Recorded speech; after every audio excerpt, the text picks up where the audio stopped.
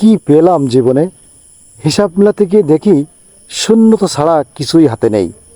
কিছু পাওয়ার আশায় দৌড়েছি আজীবন, অথচ হারিয়েছি নিজেকে। বুকের ভেতরে এক চিলতে শান্তি চেয়েছি, বিনিময়ে পেয়েছি কেবল দীর্ঘশ্বাস। প্রাপ্তির খাতায় আজ বড় বড় অক্ষরে কেবল একাকিত্ব লেখা।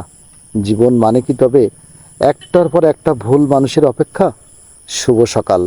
আজ শনিবার 6 জুন 2026 খ্রিস্টাব্দ, 23শে জ্যৈষ্ঠ 1433 বঙ্গাব্দ, 19শে জিলহজ 1447 হিজরি।